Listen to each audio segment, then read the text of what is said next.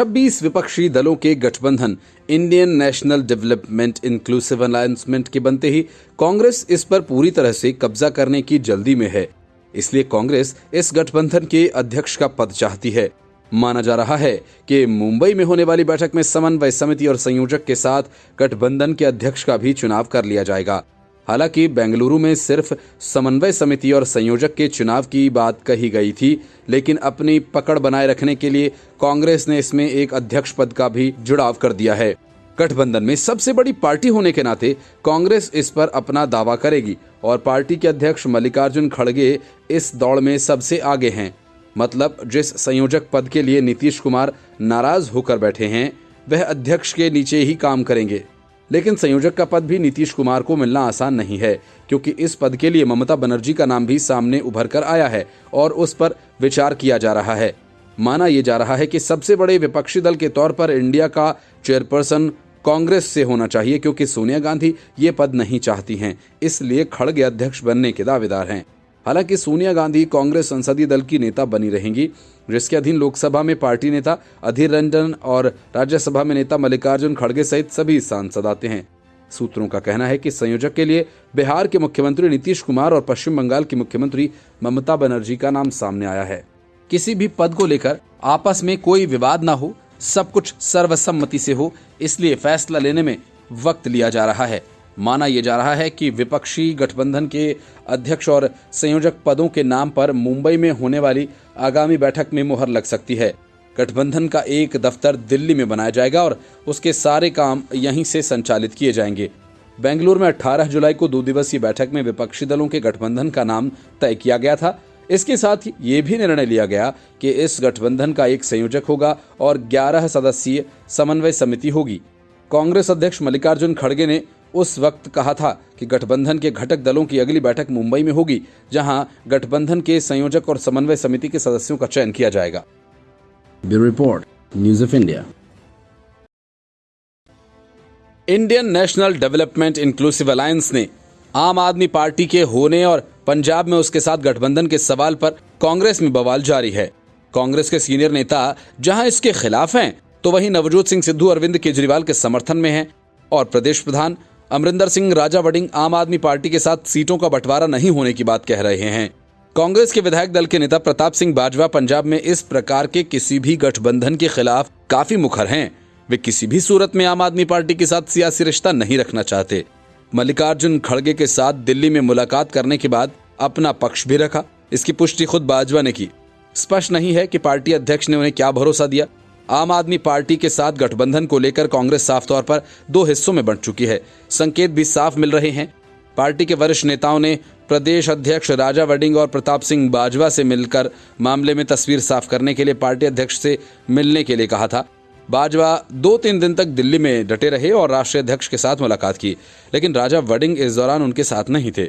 सूत्र बताते हैं कि वड़िंग राष्ट्रीय अध्यक्ष से बाजवा के मिलने से पहले ही मिल चुके हैं। नवजोत सिंह सिद्धू ने खुलेआम हाईकमान के फैसले पर सहमति जताते हुए इस मुद्दे पर केजरीवाल का समर्थन कर दिया।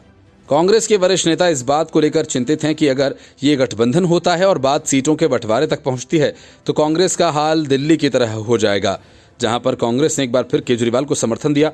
उसके बाद उनके पांव दिल्ली से उखड़ गए। इस कारण दिल्ली की इकाई भी इस गठबंधन को लेकर विरोध कर रही है। कांग्रेस के एक वरिष्ठ नेता कहते हैं कि इस बात की संभावना कम है कि पंजाब में कांग्रेस हाईकमान सीट शेयरिंग की बात मानेगी। अगर गठबंधन पंजाब में होता तो कांग्रेस के अस्तित्व को खतरा हो जाएगा, क्योंकि वहां आम आदमी पार्टी सत्तारूढ़ है।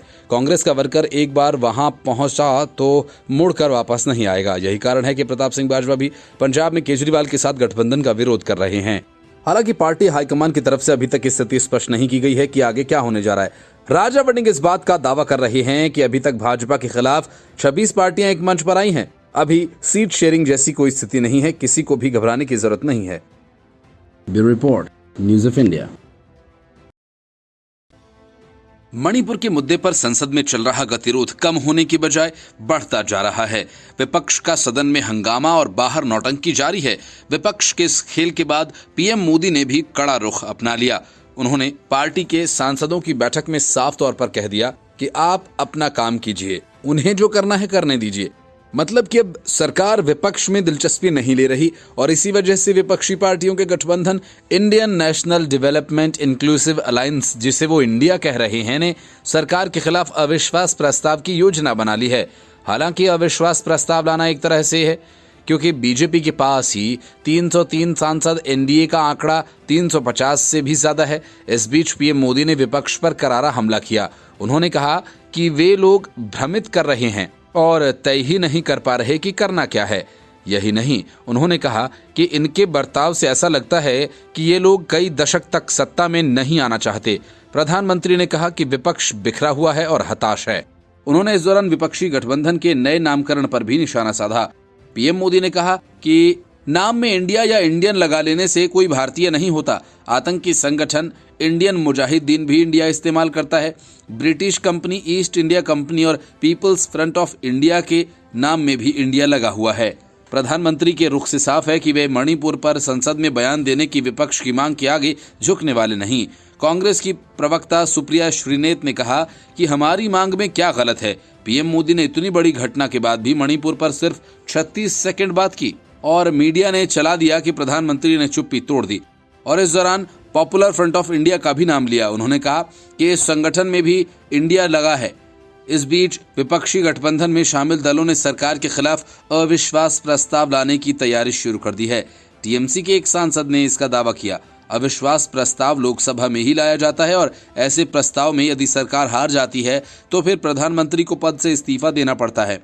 लोकसभा में भाजपा अपने दम पर ही बहुत बड़े बहुमत में है। वहीं एनडीए को जोड़ लें तो सरकार के पास 350 से ज्यादा सीटें हैं। हालांकि विपक्षी नेताओं का कहना है कि हम ऐसा इसलिए कर रहे हैं ताकि पीएम मोदी पर दबाव बने और वे मणिपुर के मामले पर संसद में बोलें।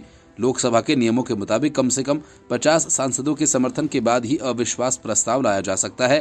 कांग्रेस के पास 50 के करीब ही सांसद हैं और सरकार की ओर से कहा गया है कि होम मिनिस्टर अमित शाह संसद में मणिपुर मामले पर बहस का जवाब देंगे। हालांकि विपक्ष इसी बात पर अड़ा है कि पीएम मोदी ही इस पर बयान दें।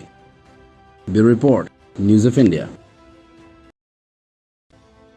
जम्मू कश्मीर में परिसीमन के चुनाव होंगे तो विधानसभा की पूरी तस्वीर बदली नजर आएगी, क्योंकि परिसीमन से सीटों का गणित तो बदलेगा ही, साथ ही सरकार ऐसा करने जा रही है जिसको लेकर विपक्षी पार्टियां एक बार फिर से हंगामा करेंगी। असल में केंद्रीय सरकार जम्मू कश्मीर में तैयारी कर रही है जिससे वोटों का गणित बदला जा सके। केंद्र सरकार जम्मू कश्मीर पुनर्गठन एक्ट 2019 में संशोधन की तैयारी कर रही है। इसे जल्द ही लोकसभा में पेश किया जा सकता है। इसके तहत केंद्र शासित प्रदेश के विधानसभा में 2 सीटों में हिंसा का शिकार होकर पलायन करने वाले कश्मीरी पंडितों के लिए तय होंगी। इसके अलावा 1 सीट पाकिस्तान अधिकृत कश्मीर के विस्थापित हुए लोगों के लिए होंगी। इन तीनों सीटों के लिए ही कोई चुनाव नहीं होगा, बल्कि तीनों सदस्यों को मनोनीत किया जाएगा। इन तीनों सदस्यों को उपराज्यपाल की ओर से नामित किया जाएगा। सूत्रों का कहना है कि इस फैसले को राज्य सरकार ने उचित समय पर लिया है। इन तीनों ही सीटों के लिए कोई चुनाव नहीं होगा, बल्कि तीनों सदस्यों को मनोनीत किया जाएगा। इन तीनों सदस्यों को उपराज्यपाल की ओर से नामित किया जाएगा। सूत्रों का कहना है कि इस फैसले में राज्य में उपेक्षित और अल्पसंख्यक समुदायों के अधिकारों की सुरक्षा हो सकेगी, उन्हें उचित प्रतिनिधित्व मिल सकेगा। इसके अलावा जम्मू कश्मीर की सामाजिक और आर्थिक प्रगति भी जारी रहेगी। जम्मू कश्मीर में परिसीमन भी चल रहा है और इसके चलते 107 सीटों से बढ़कर विधानसभा में 114 सीटें करने का फैसला लिया गया। इनमें 114 सीटों में से 7 सीटें अनुसूचित जाति जनजाति के लिए आरक्षित होंगी। अब तक कश्मीर में अनुसूचित जाति जनजाति का नाम कोई आरक्षण नहीं था, लेकिन अब सरकार गुज्जर, बकरवाल और पहाड़ी समुदाय के लोगों को इस कोटे के तहत विधानसभा भेजना चाहती है। गुज्जर बकरवाल खानाबदोश समुदाय है जो अक्सर सर्दियों के मौसम में जम्मू के आसपास रहते हैं, जबकि गर्मियां आते ही एक बार फिर से वे ऊंचे पहाड़ी इलाकों में अपनी भेड़ों और पशुओं को लेकर निकल जाते हैं। नामित सदस्यों को लेकर जम्मू कश्मीर में राजनीतिक बहस जोरों पर है। इसके साथ ही जम्मू कश्मीर की विधानसभा में मनोनीत सदस्यों की संख्या बढ़कर 5 हो जाएगी। अब तक 2 महिला सदस्य ही मनोनीत की जाती थी। भाजपा का ये कहना है कि ये विधेयक इसलिए लाया जा रहा है ताकि जनजाति समुदायों को राजनीतिक हितों का संरक्षण किया जा सके। फिलहाल कश्मीर में चर्चा इस बात को लेकर है कि मनोनीत सदस्यों को सदन में भेजने की प्रक्रिया क्या होगी। स्थानीय दलों का ये कहना है कि इनमें राज्य सरकार की सहमति होना जरूरी है। केंद्र सरकार को इसका अधिकार नहीं मिलना चाहिए। पीडीपी और नेशनल कॉन्फ्रेंस जैसे दलों का कहना है कि मनोनीत सदस्यों की संख्या बढ़ाने का और आरक्षण के जरिए भाजपा चुनी हुई सरकार में दखल करना चाहती है और इसके अलावा जम्मू कश्मीर की विधानसभा में कश्मीर को कमजोर करना चाहती है। Bureau report, news of India. घोटालों का जो जाल दिल्ली सरकार ने बुना, उसी मखड़जाल में अब अरविंद केजरीवाल की सरकार फंस गई। इन दिनों अरविंद केजरीवाल दिल्ली के लोगों को हर दिन आरओ का पानी मुफ्त में देने की बात कर रहे हैं और वाहवाही लूटने की कोशिश कर रहे हैं। इस बीच दिल्ली जल बोर्ड में करोड़ों के घोटाले का पर्दाफाश हुआ। ईडी ने इस पूरे मामले में बड़ी छापेमारी की और कई अहम सबूत भी जुटाए। दिल्ली जल बोर्ड में कथित तौर से गड़बड़ी और फंड के गलत इस्तेमाल से जुड़े मामले में मनी लॉन्ड्रिंग को लेकर यह छापेमारी की गई। अपनी जांच पड़ताल के दौरान ईडी ने 10 ठिकानों पर छापेमारी की। सूत्रों का कहना है कि जांच एजेंसी ने इस दौरान छापेमारी के दौरान कई कागजात भी जब्त किए। जांच एजेंसीज ने इस छापेमारी के दौरान टेक्निकल एविडेंस भी जुटाए। इस मामले में जो एफआईआर दर्ज की गई है, उनमें यह कहा गया कि यह हेराफेरी दिल्ली जल बोर्ड के अधिकारियों और कॉरपोरेशन बैंक अब यूनियन के अधिकारियों की मिलीभगत से कर रहा है। दरअसल 2022 में दिल्ली सरकार के एंटी करप्शन ब्रांच ने एफआईआर दर्ज कराई थी। इस एफआईआर में दिल्ली जल बोर्ड में 20 करोड़ रुपए के फंड की हेराफेरी का आरोप लगाया गया है। दिल्ली जल बोर्ड में कथित तौर पर हुए 20 करोड़ रुपए के घोटाले को लेकर यह कहा जा रहा है कि जिन कंपनी से बोर्ड ने टाई अप किया था, वो कंपनीज कॉन्ट्रैक्ट खत्म होने के बाद भी लोगों से बिल कलेक्शन कर रही थीं। इस कॉन्ट्रैक्ट के बारे में बताया गया कि ये कॉन्ट्रैक्ट साल 2012 से 10 अक्टूबर 2019 तक का था, लेकिन कॉन्ट्रैक्ट की अवधि खत्म होने के बाद भी लोगों से पैसे लिए जा रहे हैं। आरोप लगते रहे हैं कि करोड़ों रुपए के इस घोटाले में बैंक अधिकारियों के अलावा कुछ दलाल और दिल्ली जल बोर्ड के भी कुछ अधिकारी शामिल हैं। प्रवर्तन निदेशालय इसी कथित घोटाला मामले में मनी लॉन्ड्रिंग के एंगल से जांच कर रही है और इसी जांच के तहत ये छापेमारी की गई। पहले से ही कई घोटालों में फंसी अरविंद केजरीवाल के 2 मंत्री जेल में हैं और इनमें से एक सत्येंद्र जैन फिलहाल स्वास्थ्य कारणों से अंतरिम जमानत पर हैं। हजारों करोड़ के शराब घोटाला मामले में फंसे मनीष सिसोदिया को अब तक जमानत नहीं मिल पाई है। इसके अलावा फाइल चोरी का मामला, रिनोवेशन घोटाला, जासूसी कांड, क्लासरूम घोटाला, बस खरीद घोटाला जैसे घोटालों की लंबी लिस्ट है जिसमें अरविंद केजरीवाल की सरकार फंसी हुई है। Bureau report, news of India. Karnataka में बहुमत के साथ सत्ता में आए हुए कांग्रेस को ज्यादा दिन नहीं बीते, लेकिन अभी से ही उसे सरकार गिर जाने का डर सताने लगा। ऐसा दावा कर्नाटक के उप मुख्यमंत्री डीके शिवकुमार ने किया। उन्होंने कहा कि राज्य की कांग्रेस की सरकार को गिराने की साजिश बाहर रची जा रही है। डीके शिवकुमार ने अपने इस बयान के कुछ घंटों बाद कहा कि भारतीय जनता पार्टी के कुछ नेता दूसरे दल के नेताओं के साथ समझौता कर रहे हैं और ऐसी खबर है कर्नाटक में कांग्रेस सरकार को गिराने के लिए सिंगापुर में बैठकें की गई हैं। शिव कुमार ने कहा कि बीजेपी के कुछ नेता किसी अन्य दल के नेताओं के साथ समझौता करने की कोशिश कर रहे हैं। मुझे ये जानकारी मिली है, वे यहाँ या दिल्ली में बैठक नहीं कर सकते थे, इसलिए वहां के लिए टिकट बुकिंग कराई जा रही है। 2 दुश्मनों के दोस्त बनने का इशारा देते हुए उन्होंने कहा कि बीजेपी और जेडीएस ने हाथ मिला लिया है और कहा कि उन्हें राजनीतिक हथकंडों की जानकारी है। उन्होंने कहा कि आप जानते हैं कि हमें सभी पर नजर रखनी होगी। असल में जब से बीजेपी और जेडीएस के बीच गठबंधन की खबर सामने आई, उसके बाद से ही कांग्रेस बेचैन हो गई और उसे लगने लगा कि लोकसभा चुनावों में यह गठबंधन कर्नाटक से कांग्रेस का पूरी तरह से सफाया कर देगा। इसके पीछे वोट प्रतिशत है। विधानसभा चुनाव में जितने वोट बीजेपी को और जेडीएस को मिले, कांग्रेस जीत के बावजूद उस आंकड़े के पास टिकती नहीं। इसके पहले डीके शिवकुमार ने कहा था कि हम भी देखेंगे, हमारे पास भी कुछ सूचनाएं हैं, ये उनकी रणनीति है। बेंगलुरु में कुछ करने के बजाय वे ये सब बाहर ही कर रहे हैं। वे इस सवाल का जवाब दे रहे हैं कि कर्नाटक सरकार को गिराने की क्या कोई साजिश रची जा रही है। राज्य के राजस्व मंत्री कृष्णा बायरेगौड़ा ने शिवकुमार के दावे का समर्थन किया। राज्य के राजस्व मंत्री ने कहा कि बीजेपी ने कई निर्वाचित सरकारें गिराई हैं और इस पृष्ठभूमि में हमें सावधान रहना होगा। बीजेपी को अच्छे बुरे का एहसास नहीं है। उसने जो भी अलोकतांत्रिक गतिविधियां की, वे सभी हमारे सामने हैं और उप मुख्यमंत्री का भी यही मतलब रहा होगा। उनके पास जरूरी कोई सूचना हो सकती है। राजस्व मंत्री ने दावा किया कि बीजेपी देश भर में लोगों द्वारा निर्वाचित सरकारों को गिराने में माहिर है। उन्होंने ये भी आरोप लगाया कि केंद्र में बीजेपी सत्ता का दुरुपयोग कर रही है। Bureau report, news of India. सत्ता के खेल में परसेप्शन और नैरेटिव का बड़ा महत्व होता है। इस वजह से बेंगलुरु में जब विपक्षी दलों ने अपने गठबंधन का नाम Indian national development inclusive alliance यानी इंडिया रखा, तो ममता बनर्जी से लेकर अरविंद केजरीवाल और राहुल गांधी से लेकर अखिलेश यादव तक को लगने लगा कि अब इंडिया के सामने एनडीए कहां टिक पाएगा। लेकिन गठबंधन का नाम रखे और खुशी से उछलते हुए कूदते हुए इनकी सारी हवा पीएम मोदी ने एक ही झटके में निकाल दी। और एक बार फिर साबित कर दिया कि नैरेटिव सेट करने में विपक्ष उनसे कोसों दूर है। और इसके साथ ये भी साफ हो गया कि 2024 की लड़ाई किस दिशा में जाएगी। पीएम मोदी ने इतनी गहरी चोट की कि पूरा विपक्ष एकदम से बौखला गया। राहुल गांधी तुरंत सामने आया और कहने लगे कि हम भारत हैं, हमारी विचारधारा भारतीय है। पीएम मोदी ने ईस्ट इंडिया कंपनी की चर्चा करके एक तरह से विपक्ष की दुखती रग को दबा दिया। मिशन 2024 के लिए विपक्षी दलों ने इंडिया बनाकर बीजेपी पर बढ़त बनाने की कोशिश की। वे कहने लगे कि अब तो भाजपा के लिए इंडिया की आलोचना करना भी मुश्किल होगा। जिसको इंडिया नाम पसंद नहीं है वो पाकिस्तान चला जाए। विपक्षी इंडिया बनने से ठीक एक हफ्ते बाद पीएम मोदी ने नया नैरेटिव सामने रख दिया। उन्होंने इंडियन नाम के पीछे खड़ी विपक्ष की सारी रणनीति को ध्वस्त कर दिया। उन्होंने कहा कि आतंकी संगठनों ने भी इंडिया नाम रखा है, ये कोई छोटा बयान नहीं है। विपक्ष मोदी के बयान पर भड़क गया। पीएम ने साफ कर दिया कि वे विपक्ष के चक्रव्यूह में घिरने वाले नहीं हैं। पूर्व केंद्रीय मंत्री रविशंकर प्रसाद ने बताया कि संसदीय दल की बैठक में प्रधानमंत्री नरेंद्र मोदी ने कहा कि इंडिया नाम का भी अजीब संयोग है।